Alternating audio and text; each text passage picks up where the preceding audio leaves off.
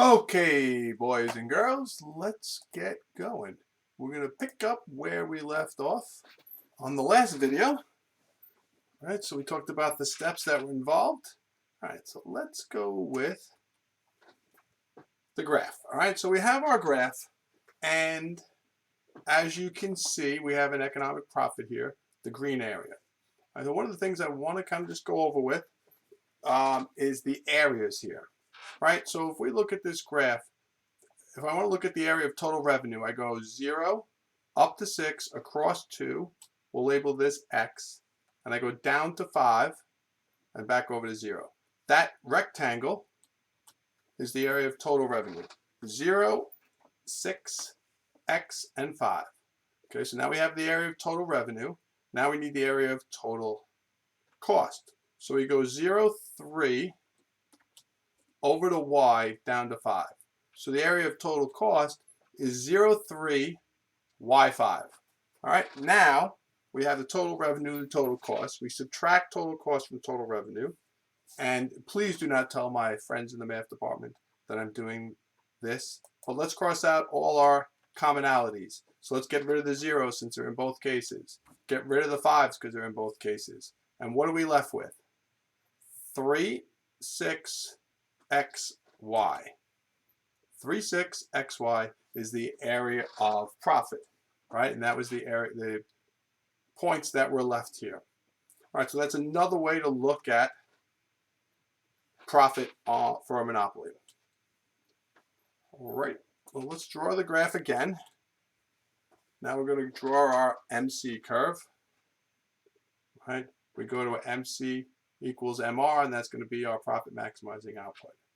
So in this case, we're going to put in an ABC because we want to show you that the variable cost, average variable cost, is lower than the price. So this firm is covering its variable cost.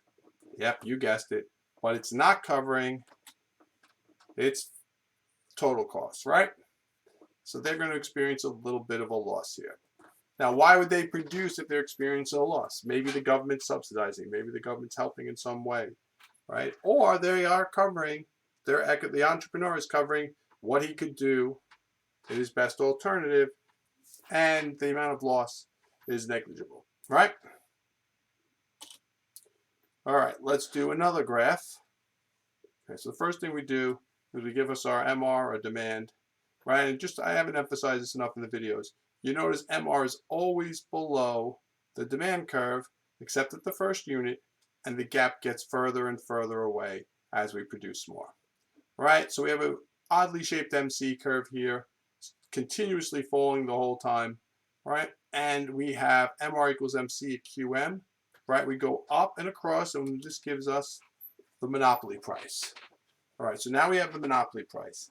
But is the monopoly price, we know they're not efficient, right? Let's talk about some efficiency here. When P is equal to MC, which would be right here, that's what we call allocative efficient.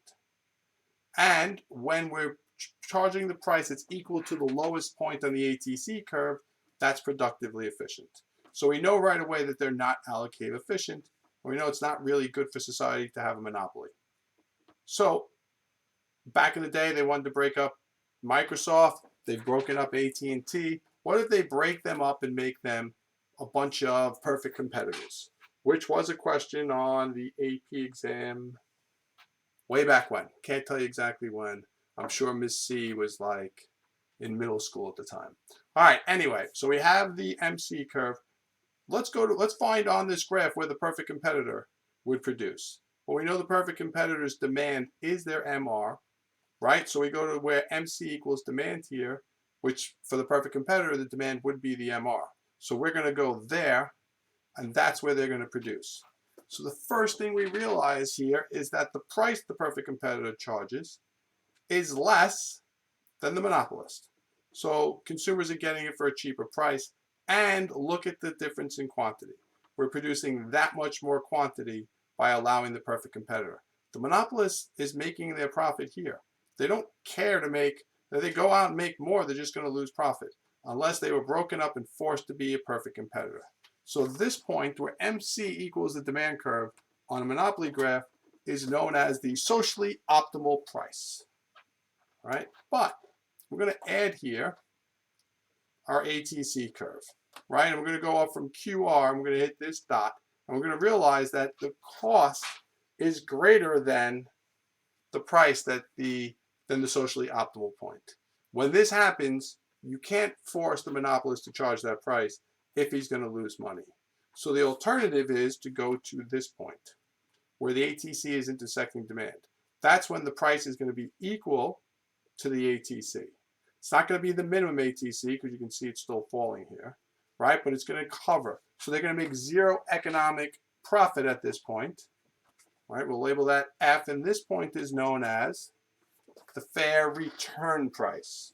All right, so you have the monopoly price, MR equals MC, we go up. You have ATC equals demand, fair market, and then you have MC equals demand, socially optimal price. All right, and we'll talk about that on the next graph that we're going to do. All right, so here we have our graph with the economic profit again. First thing I want to do is I want to go to a MR equals MC here, and I want to go straight up to this point.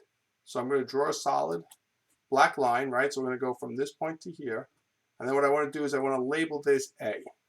So this is point A, and then I'm going to go down this curve to where the socially optimal point is, where the perfect competitor would produce. So A is the point for the monopolist. This is the perfect competitor's point. We'll label that B, and then we go back to the output that the monopolist is producing, right? And that gives us C right here. So this area, which I would call a triangle, and again, I would get in trouble by my friends in math. I don't even know if I have any friends in math. It's a good question. I know you're saying I don't, but I might, maybe one. Maybe Mr. Dixon's my friend. I don't know. Anyway, this area here that looks like it resembles a triangle. Why don't we go with that? This area that resembles a triangle, this area is the area that we're not getting because it's a monopoly, right? If we allowed the perfect competitor area, this area down here would be producer surplus, and this area up here would be consumer surplus. Consumers would have more surplus than they currently have, right? This is their consumer surplus up here.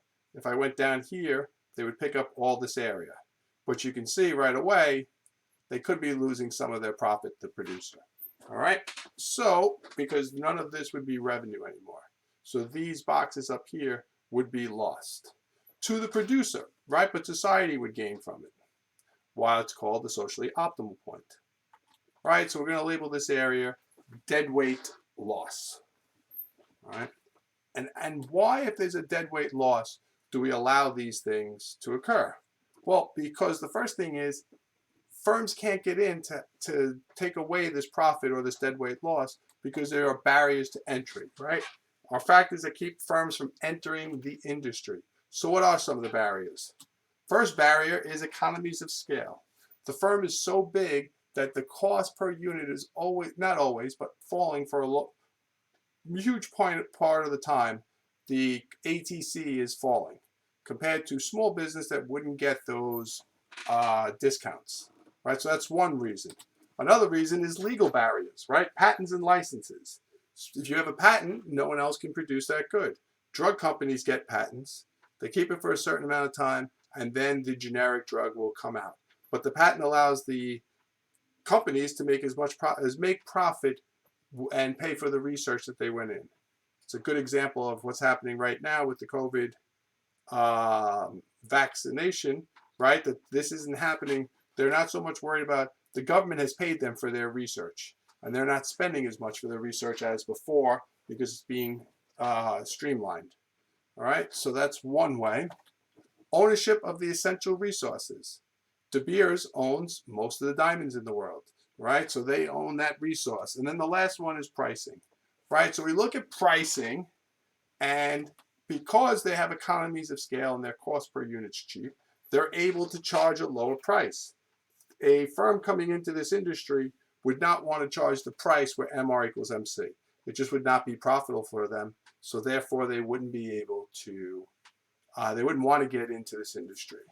Another thing as I'm wrapping up that I want to say to you here is these types of things, these legal barriers, this is something that's happened in sports, right? In Major League Baseball, you have to get the permission of the owners if you wanted to start a new team in a certain area, which is why Steve Cohen, a great net guy, had to buy the Mets and not start his own team, because the Mets and Yankees would never have allowed that to happen, which is an interesting concept for that type of business.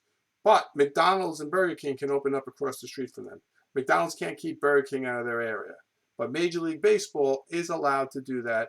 I believe hockey and basketball have the same thing. I'm not positive, but I know for sure it does happen in baseball. All right, that's the last of this video. I got a couple things on price discrimination to cover in Monopoly, but this is should be the last slide on Monopoly. Okay.